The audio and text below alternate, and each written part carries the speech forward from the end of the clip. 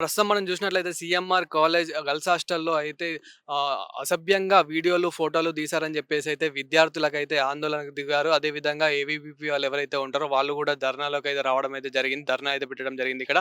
అదేవిధంగా మనం చూసుకున్నట్లయితే గనుక ప్రస్తుతం మనమైతే ఇక్కడ సీఎంఆర్ కాలేజ్ వద్ద అయితే ఉన్నాము. సో, మాకు రక్షణ కల్పించాలి, మాకు జస్టిస్ కావాలి అంటూ సీఎంఆర్ కాలేజ్ విద్యార్థులు ఎవరైతే ఉంటారో సో, విద్యార్థులైతే ఇక్కడైతే ధర్నా అయితే చేస్తున్నారు. సో, ప్రెజెంట్ మనం చూసుకున్నట్లయితే నిన్నటి నుండి అయితే గోపాల్ రెడ్డి ఇక్కడ మనకి మేనేజ్మెంట్‌కి సంబంధించిన ఇప్పుడు మల్లారెడ్డి గారి తమ్ముడు గోపాల్ రెడ్డి ఎవరైతే ఉంటారో అతనైతే ఇప్పటికైతే స్పందించలేదు. సో, ఇప్పుడైతే రావడం జరిగింది ఇక్కడికి విద్యార్థులతో అయితే మాట్లాడడం అయితే జరుగుతుంది. అదే విధంగా మనం చూసుకున్నట్లయితే గనుక ఏబీవీపీ వాళ్ళతో మాట్లాడడం జరిగింది.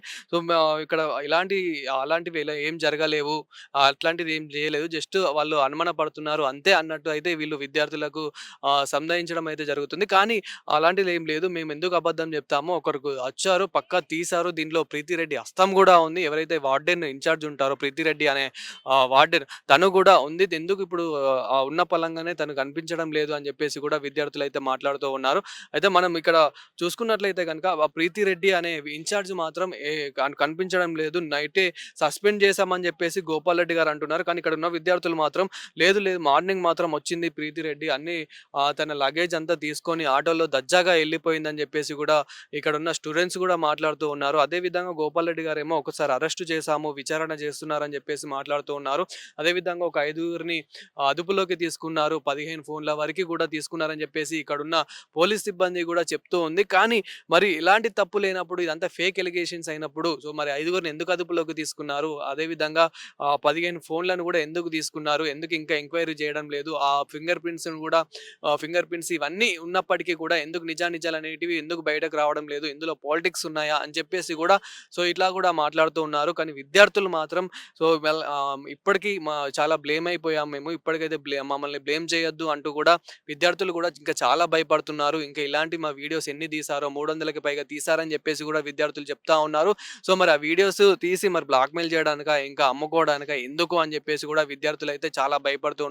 మా వీడియోస్ గనుక బయటకొస్తే మా లైఫే స్పాయిల్ అయిపోతుంది అని చెప్పేసి కూడా భయపడుతూ ఉన్నారు. సో, దీంతో పాటు ఇప్పుడున్న విద్యార్థుల తల్లిదండ్రులు గానివ్వండి, విద్యార్థులు గానివ్వండి, ఏబీవీపీ వాళ్ళైతే ఒకటే డిమాండ్ చేస్తూ ఉన్నారు. ఎవరైతే ఈ హాస్టల్ వార్డెన్ ప్రీతి రెడ్డి ఉందో, ప్రీతి రెడ్డిని ఒక్కసారి ముందుకు తీసుకొచ్చి నిజానిజాలేంటో తన మాటల్లోనే చెప్పించాలని చెప్పేసి సో, ఇక్కడున్న వాళ్ళందరూ అయితే డిమాండ్ చేస్తూ ఉన్నారు. కానీ ఇంతవరకు ప్రీతి రెడ్డి జాడ మాత్రం తెలియలేదు.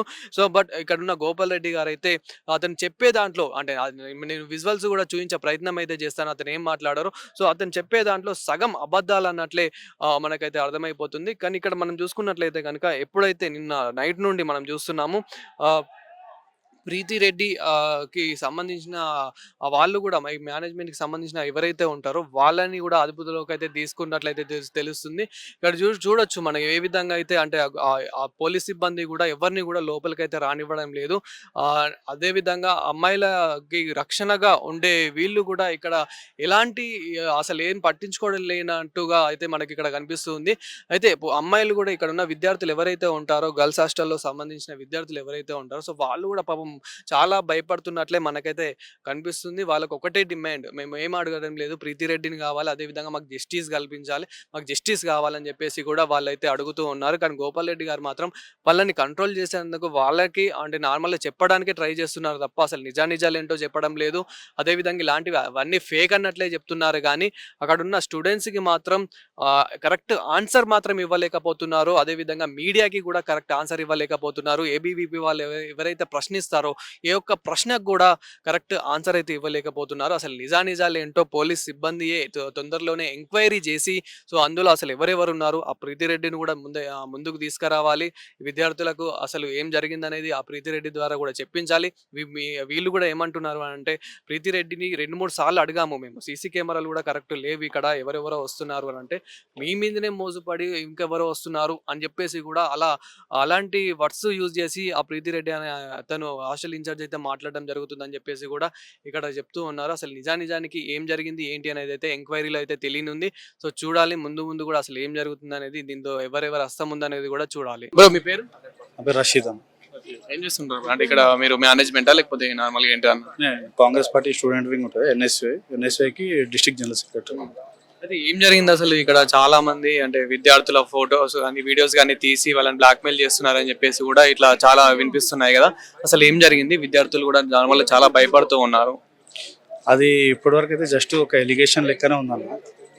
ఇప్పటికైతే బయటికి ఏం రాలేదు. ఎలిగేషన్ అనేది ఉన్నది. స్టూడెంట్స్ కూడా ధైర్యం చేసి మాకు ఇది అయిందని చెప్పుకోనికి ముంగట వస్తలేరు. ప్రస్తుతానికి కూర్చున్నారు స్టూడెంట్స్ అయితే ప్రొటెస్ట్‌కి కూర్చున్నారు. కానీ ఎవరు ధైర్యం చేసి మాకు ఇది జరిగింది అని చెప్పి మాట్లాడడానికి ముందుకు వస్తలేరు. వాళ్ళందరూ కొంచెం భయపడుతున్నారు. అంటే మీడియాని అలౌ చేయకుండా మాకు ఫోటోలు, వీడియోలు తీయొద్దని చెప్పి వాళ్ళు అలౌ చేయకుండా ఉంటే దానికి అది పరిష్కారం కాదు. అంటే మొత్తం వాళ్ళు ఓపెన్‌గా క్లియర్‌గా వచ్చి మాకు ఇది జరిగింది, మాకు ఈ అన్యాయం జరిగిందని చెప్తే దానికి చూడనీకి ఉంటది. జస్ట్ ఒక అమ్మాయి జస్ట్ ఒక షాడో చూసి ఇదంతా జరిగిందని చెప్పి చెప్తున్నారు. అంటే ఏసీపీ సార్ వర్షన్. జస్ట్ ఒక షాడో జరిగింది. ఆడ ఒక ఫింగర్ ప్రింట్స్ కనిపించినాయి. కానీ మనకు బయట వినిపించేది ఏంటంటే 300 వీడియోల వరకు తీశారు అని చెప్పేసి కూడా వినిపిస్తున్నారు. కానీ ఏసీపీ వర్షన్ ఏంటంటే అసలు అలాంటి వీడియోస్ ఏం లేవు. ఇప్పుడు ఇక్కడ మన ప్రిన్సిపల్ ప్రెస్ మీట్ ఇన్నా గానీ అలాంటిది ఏం లేదమ్మా అని మాట్లాడుతూ ఉన్నారు. మీరేమంటారు? అంటే వాస్తవానికి వీడియోలు ఏం లేవంట. అంటే మేబీ కానీ మాకు బి నిన్న రాత్రి కానీ పొద్దున అందిన సమాచారం ఏంటంటే దగ్గర దగ్గర 300+ వీడియోస్ ఉన్నాయి, 12 ఫోన్స్ ఉన్నాయి, 12+ ఫోన్స్ ఉన్నాయి, ఒక 300+ వీడియోలు వైరల్ అయినాయి అని చెప్పి ఒక ఇన్ఫర్మేషన్ అయితే ఉంది. కానీ ఆ ఇన్ఫర్మేషన్ అనేది తప్పు. ఎందుకంటే వాళ్ళు చూసింది జస్ట్ ఒకళ్ళే బాత్రూమ్లో ఆ షాడో చూసి ఆ ఫింగర్ ప్రింట్ చూసి మాకు ఇది జరిగిందని చెప్పి ఆ రచ్చ చేయడం జరిగింది. దాని తగ్గట్టు ఆ ప్రీతి రెడ్డి ఎవరైతే ఉన్నారో వార్డెన్, ఆమె మీద ఎలిగేషన్ వేస్తున్నారు. ఏంది పరారీలో ఉందంటున్నారు కదా. అది మేము అదే రిక్వెస్ట్ చేసినాం, అదే డిమాండ్ చేసినాం. ఆమెను తీసుకొని రండి, తీసుకొని వచ్చి స్టూడెంట్స్ ముంగట కూర్చోబెట్టి నిలబెట్టించి ఆమె ప్రశ్నలు అడిగితే ఏంది అసలు సిచ్యువేషన్ ఎందుకు ఇట్లా అవుతుంది, ఆమె నిజంగానే చేసిందా ఏంది అని చూస్తే దాని తగ్గట్టు మనం బి చెప్పనీకి ఉంటుంది. అదేవిధంగా ఇప్పుడు మనం చూసినట్లయితే కూడా ఇప్పుడు పోలీసులు కూడా ఏమంటున్నారంటే అదంతా ఏం లేదు, అంతా ఫేక్ అని కూడా వీళ్ళు కూడా మాట్లాడుతూ ఉన్నారు కొందరు. సో అంటే ఫేక్ అని ఎలా ఇప్పుడే నిర్ణయిస్తారు? ఫేక్ అయినప్పుడు 5గురిని ఎలా అదుపులోకి తీసుకుంటారు? ఫేక్ అంటేనా ఎలిగేషన్ ఇప్పుడు వచ్చింది, ఎలిగేషన్ చేస్తున్నారు. వాళ్ళ ఎలిగేషన్ మీద వర్క్ చేసిరు కాబట్టే ఎలిగేషన్ ఎంతవరకు కరెక్ట్ అనేది చెప్తారు. దీని మీద ఏసీపీ గారు ఆల్రెడీ దాని మీదనే దృష్టి పెడితే ఏంటంటే ఆ 300 వీడియోస్ అయితే వచ్చినాయని చెప్తున్నారు. అది ఫేక్, అంటే అది వాస్తవం కాదంట. ఒకవేళ ఇదే నిజమైతే కనుక ఇప్పుడు వాళ్ళని ఏం చేయాలి? స్టూడెంట్స్ డిమాండ్ కానీ మీ డిమాండ్ కానీ ఏంటి? ఏముందన్న మొత్తం ఏదైతే స్టాఫ్ ఉన్నారో దీనికి ఎవరైతే అద్దె ఉన్నారో కారకులు ఉన్నారో మనం తక్షణమే తొలగించాలి, విధుల్లోకి నుంచి తొలగించాలి. కాలేజ్ మేనేజ్మెంట్ ఈ కాలేజ్ యొక్క లైసెన్స్ రద్దు చేయాలని చెప్పి మేము డిమాండ్ చేస్తున్నాం.